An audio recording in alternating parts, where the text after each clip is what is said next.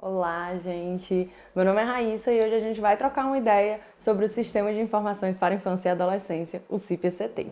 Como vocês já sabem, o CIP veio numa atualização, tá super leve, super dinâmico, a gente não tem mais aqueles velhos problemas com internet com acessos. E uma das maiores seguranças que esse CIP trouxe para a gente foi o acesso através do sistema SERPRO. Então todo mundo agora consegue acessar, após solicitar o cadastro, pelo gov.br. Traz segurança para você e traz também uma segurança maior para que a gente não faça um compartilhamento de dados que são sigilosos ao cadastrar todos os dados e operações no sistema CIP. Mas hoje a gente vai falar principalmente não só das mudanças dele, mas o passo a passo de como fazer a utilização desse sistema, cadastrando desde o sistema de garantia de direitos até algum comunicado de violação. No primeiro momento, a gente tem que cadastrar o sistema de garantia de direitos. Esse sistema que é composto por diversas secretarias, prefeituras e até os CMDCAs. Como esse cadastro é realizado é através de um único CNPJ. A gente sabe que o campo do CNPJ ele é obrigatório, mas é importante a gente se atentar ao cadastro das secretarias e das prefeituras. Muitas secretarias municipais elas estão vinculadas ao CNPJ da prefeitura. CNPJ é esse que pode ter uma razão social. Ao abrir o campo das unidades no sistema de garantia de direitos, vocês têm a obrigatoriedade de fazer o preenchimento correto do nome daquela secretaria. Muito importante se atentar ao nome completo dessa secretaria. Secretaria Municipal do município tal, estado tal. O campo CNPJ ele é obrigatório. Se essa secretaria estiver vinculada à prefeitura, abaixo você vai clicar em órgão vinculante. Esse órgão vinculante deve estar previamente cadastrado.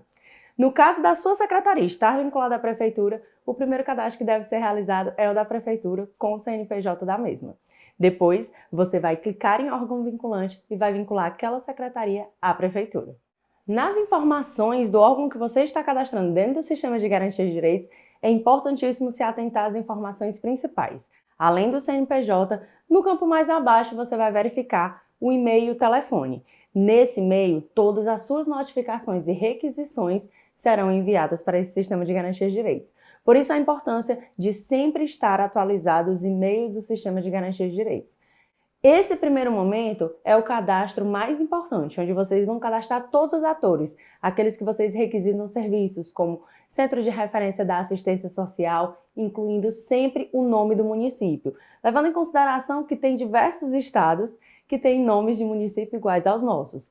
Então é importante se atentar à nomenclatura correta, ao CNPJ ou ao órgão vinculante a qual o CNPJ está vinculado e principalmente aos telefones e e-mails para que a gente consiga requisitar o serviço da forma correta. Em algumas abas, na lateral esquerda do seu sistema, vocês vão perceber que existem diversas informações novas que a gente vai trazer o passo a passo para vocês de como utilizá-la.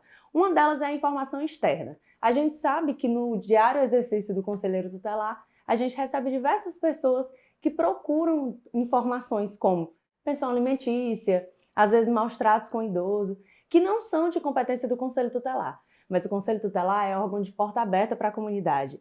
E para se aproximar, a gente não pode negar dar informações. E o CIP também garante a vocês que a utilização dessa aba de informação externa, vocês possam colocar todos os atendimentos que são realizados, até mesmo aqueles que não são de atribuição do Conselho Tutelar. Essa aba ela é super simples. Você vai cadastrar o solicitante, colocando o nome dele e colocando a informação que ele foi buscar no sistema. Assim você salva um atendimento feito, mesmo que não for da atribuição do Conselho Tutelar. Agora a gente vai iniciar a parte mais importante quando se fala sobre a atribuição de Conselho Tutelar. Registrar um comunicado de violação, onde a gente inicia um procedimento correto e exato de como realmente fazer a nossa função de proteger integralmente crianças e adolescentes. O comunicado de violação é importante que a gente saiba que ele é aberto a partir do momento de qualquer denúncia que chega ao Conselho Tutelar. Essa denúncia ao chegar por qualquer que seja o canal, Disque 100, pessoas anônimas, tudo isso é registrado como comunicado de violação. No comunicado de violação, ele se torna um pouco simples. Na aba do canto direito, você vai clicar em Novo. A partir de Novo, você vai fazer um relato breve desse comunicado de violação que você recebeu, seja pelo Disque 100, seja por ligação, seja com uma denúncia anônima na própria sede do Conselho Tutelar. Você vai preencher as informações importantes e clicar em Salvar. E aí entra uma parte muito importante da ação do conselheiro tutelar. você deve, em um segundo momento, avaliar se deve ser iniciado um procedimento. Por quê?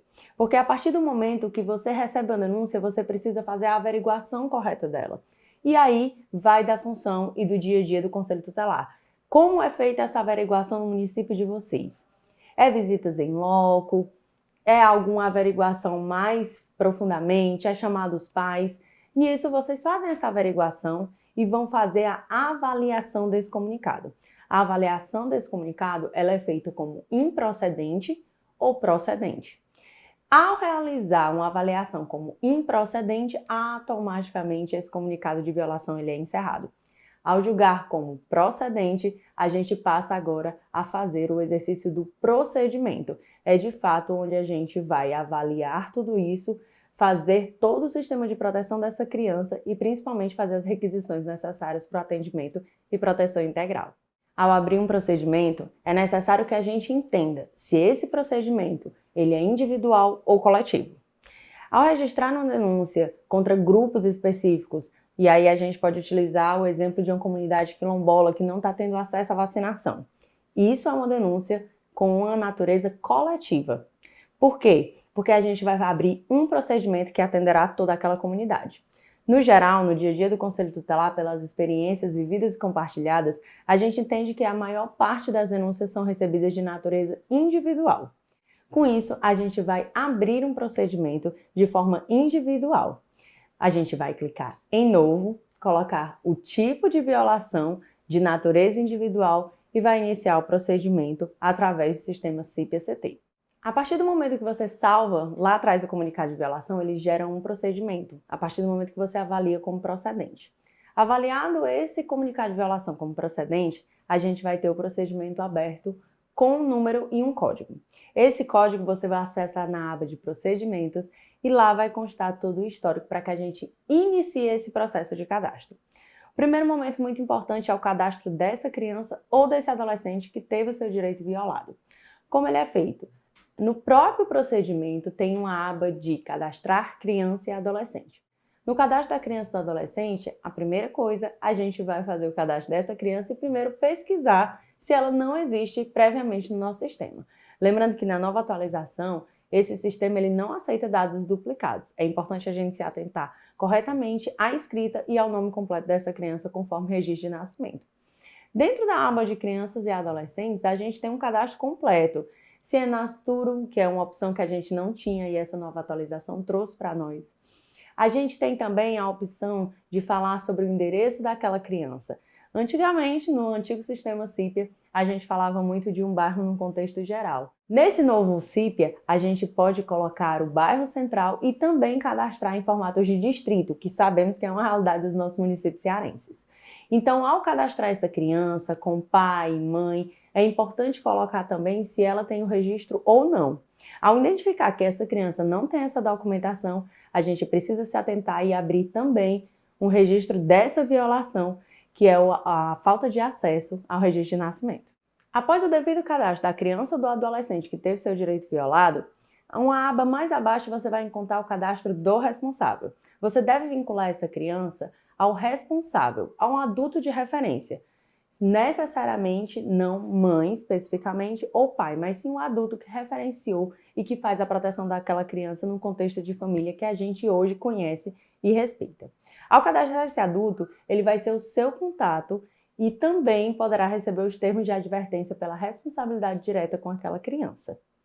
Ao fazer o cadastro desse adulto de referência, a gente precisa se atentar ao endereço correto, que não necessariamente precisa ser o endereço constando no cadastro da criança. Pode ser outro endereço, contanto que a gente tenha acesso e lembrando mais uma vez a importância de todos os dados atualizados, inclusive e-mail, telefone e endereço completo. Ao realizar esse último cadastro do responsável, a gente volta para a aba de procedimento e inicia agora um dos tópicos mais importantes do Conselho Tutelar, que são a aplicação das medidas e a aplicação das medidas de proteção a essa criança que teve o direito violado. Ao realizar o cadastro da criança e do adolescente, do seu responsável, a gente passa agora a fazer o atendimento da demanda necessária para aquele adolescente.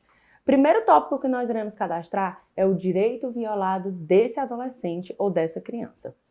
O CIP ele traz uma ferramenta riquíssima, que é um resumo do Estatuto da Criança e do Adolescente muito bem feito para a atuação específica do conselheiro tutelar. Dentro do próprio sistema, a gente tem uma aba de estudos que a gente vai compartilhar com vocês no final dessa apresentação, para que vocês possam conhecer como o CIPIA vai apresentar os direitos violados, para que vocês possam estudar e conseguir aplicar as medidas e os direitos violados da forma correta no seu atendimento. O direito violado ele deve ser cadastrado quando você vai conferir se foi violência doméstica, evasão escolar, ou a falta de acesso ao transporte escolar. Defina qual vai ser o tipo de direito violado e cadastre no sistema conforme as opções que são dadas para vocês dentro do sistema. Após fazer o comunicado do direito violado, a gente agora vai passar a aplicar as medidas necessárias para cumprir com o direito daquela criança, seja fazendo a requisição de serviços necessários ou a requisição de um sistema de proteção para aquela criança. Ao realizar o cadastro do direito violado dessa criança, o sistema automaticamente abre uma aba de aplicação de medidas. Essa aplicação de medida, ela é gerada automaticamente a partir do direito violado. Você vai estudar dentro dela quais são as possibilidades para que você aplique uma medida. Não é necessária apenas uma medida. Pode ser que em um caso de violação específico possa haver uma ou mais medidas a serem aplicadas. É necessário, posteriormente, à decisão de qual aplicação de medida você tomar, você possa gerar os documentos necessários para requisitar o serviço, seja pelo sistema ou diante da dificuldade que a gente sabe que alguns municípios possam apresentar presencialmente. No caso de escolher entregar o documento da aplicação de medida presencialmente, utilizando como exemplo o CREAS ou o CRAS, você tem que cadastrar o CREAS ou o CRAS com o e-mail do Conselho Tutelar, para que você receba esse documento, possa fazer a impressão no papel timbrado ou não desse Conselho Tutelar e fazer o envio pessoalmente do documento. É importantíssimo que a gente garanta o envio desse documento diretamente para o órgão do Sistema de Garantia de Direitos, para que a gente possa fortalecer a intersetorialidade e esse trabalho em rede, para que os outros atores desse sistema consigam fazer a utilização correta do CIPIA ao serem requisitados para cumprimento do serviço de proteção integral de criança e adolescente. Ao falar nisso, a gente precisa falar também sobre decisões colegiadas. Ao fazer uma decisão e gerar um documento após uma aplicação de medida no Conselho Tutelar, é importantíssimo lembrarmos que somos 5 conselheiros tutelares para que nossas decisões sejam colegiadas e respaldadas. Sendo assim, vocês vão ver que o documento ele pode sim ser enviado com uma assinatura ou com 3 assinaturas. Em todo documento, recomendamos que tenha 3 assinaturas do colegiado. E aí, na marcação, a gente sempre coloca que nessa aplicação de medida deverá constar 3 assinaturas. Isso vale como respaldo até mesmo para você, enquanto conselheiro tutelar, não tomar uma decisão unilateral e ferir, assim, o princípio do colegiado, que é tomar decisões colegiadas. Mas existe um momento que a gente pode, sim, definir uma assinatura apenas. E esse momento é no plantão do Conselho Tutelar. A gente sabe que tem um horário que vocês ficam de sobreaviso. Nesse sobreaviso, o conselheiro tutelar ele tem autonomia para fazer a assinatura do documento com apenas um. E por isso vocês podem fazer isso entre 10 da noite e 5 da manhã. Ao gerar um documento, além da necessidade da decisão colegiada, a gente precisa marcar também se há necessidade de resposta daquele documento. É sempre importante que vocês marquem que sim, porque aí a gente fortalece um trabalho intersetorial e em rede. Um trabalho integralizado para a proteção daquela criança. Ao fazer uma requisição para o CRAS ou para o CREAS, é importante que o Conselho Tutelar saiba como está o acompanhamento daquele caso. A gente sempre recomenda que exija sim uma resposta sim do colegiado e também do Sistema de Garantia de Direitos que recebeu a requisição. Ao finalizar a aplicação de medidas, direito violado, decisão colegiada e necessidade de resposta, vocês vão perceber abaixo no sistema de vocês que ele vai abrir a proposta já com o cabeçalho preenchido e tudo mais, para que vocês preencham os dados daquela comunicado de violação. Revisem todas as informações, corrijam as que não estão corretas e gerem esse documento. Vocês irão assinar esse documento enquanto conselheiro responsável pelo caso. A partir daí, esse documento vai aguardar a assinatura, se você tiver selecionado a decisão colegiada. Mas 2 colegas do Conselho Tutelar eles precisam assinar para que esse documento seja, enfim, enviado. Lembrando que o documento só será enviado após as 3 assinaturas do colegiado do Conselho Tutelar. Uma informação muito importante ao gerar um documento e assiná-lo é que nem sempre a sua senha vai dar correta. É importante lembrar que a senha de assinatura do conselheiro tutelar, ela não é a mesma senha de acesso ao Gov. Você pode ir no sistema e no canto direito do seu sistema, onde tem um bonequinho, e clicar em perfil para alterar a sua senha. Você vai colocar uma senha de confiança sua para que você possa realizar essa assinatura do documento. Só após, tem diversos estados, como a gente vai apresentar, que é aguardando a assinatura. Após a assinatura do colegiado, você vai ficar aguardando o envio. Esse envio ele pode ser realizado tanto por você quanto os outros 2 colegas que realizaram a assinatura. Após o envio, fica como aguardando resposta.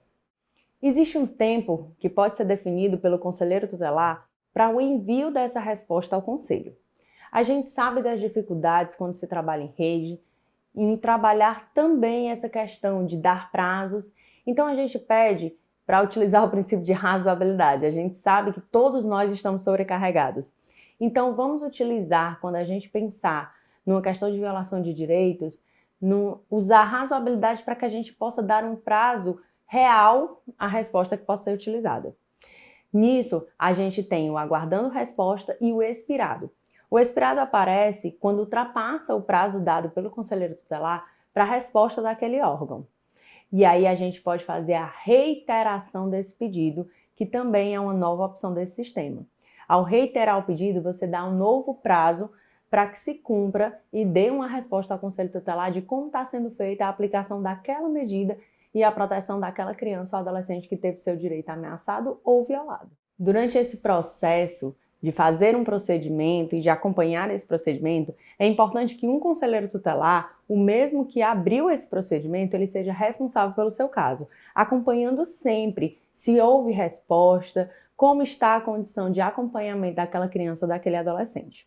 E nisso, ao abrir o procedimento pesquisando pelo nome completo da criança, vocês vão verificar se existe resposta no sistema ou não. E aí a gente vem para um dos momentos que eu acredito ser um dos mais especiais. Quando a gente falou dentro do selo Unicef sobre a importância da utilização do CIPIA, a gente não falava só sobre cadastrar casos, e sim finalizar esses casos. Após fazer tudo isso, todo o comunicado de violação, todo o procedimento, é importante que a gente avalie a medida que a gente aplicou, avalie se aquela criança, de fato, ela teve uma proteção, ela recebeu prioridade absoluta no atendimento das requisições realizadas pelo Conselho Tutelar.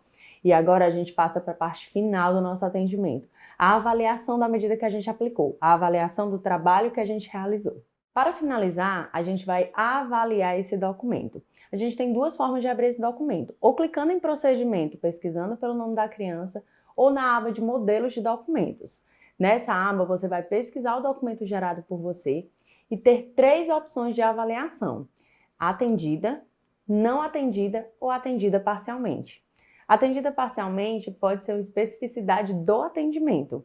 E é importante que a gente faça essa avaliação, porque só com essa avaliação a gente consegue encerrar um procedimento. No caso do não atendimento, abre-se uma nova possibilidade de gerar novo documento e uma nova requisição. Ao realizar a avaliação do documento gerado e do seu procedimento, é importante que logo após a gente encerre esse procedimento no caso do atendimento correto dele. A gente vai abrir o procedimento pesquisando sempre pelo nome daquela criança que nós atendemos e ao fazer isso, vocês vão na aba encerrar procedimento e confirmar o encerramento correto desse procedimento. Lembrando sempre que só podemos encerrar um atendimento quando ele de fato é atendido. No caso do não atendimento, nós devemos sempre avaliar como não atendido ou atendido parcialmente, para que a gente possa mais uma vez incidir sobre a aplicação de medidas necessárias para proteger aquela criança e aquele adolescente. Agora vamos finalizar com abas importantíssimas do nosso sistema para o nosso trabalho enquanto conselheiro tutelar ou até mesmo conselheiro de direitos. O CIP ele traz uma aba de ferramentas. Nessa ferramenta vocês vão encontrar a consulta das medidas aplicadas, a consulta dos direitos violados. É um instrumento de estudo para você, conselheiro tutelar, não ter a necessidade de buscar sempre dentro do ECA Toda a grande aba de direitos violados, de possibilidade de aplicação de medidas, é um resumo do Estatuto da Criança e do Adolescente para aplicação específica dentro do sistema CIP-ECT. É importantíssimo que vocês utilizem cada vez mais a aba de ferramentas do CIPIA. É um aliado de vocês para a gente ter um trabalho muito mais firme, correto e respaldado do Conselho Tutelar nos municípios cearenses. Para finalizar, é importantíssimo a gente citar as novas obrigações que o novo processo de escolha do Conselho Tutelar trouxe para você enquanto conselheiro. Uma delas, dentro da resolução do CONANDA, prevê o acesso de informações que vocês devem passar para os CMDCAs do município de vocês a cada 3 meses, gerando os relatórios. Esse relatório ele pode ser gerado dentro do próprio sistema CIPIA, na aba do menu lateral em Estatísticas. Você pode consultar os direitos violados por localidade, fazendo a escolha do direito violado, os recortes que vocês necessitam, como sexo, idade, tipo de direito violado, e com isso passar um relatório completo a cada 3 meses e cumprir com mais uma das atribuições do Conselho Tutelar, que é a publicação das informações, das violações de direitos que acontecem no município, para assim embasar a construção da política pública com respaldo e com diagnóstico. Obrigada.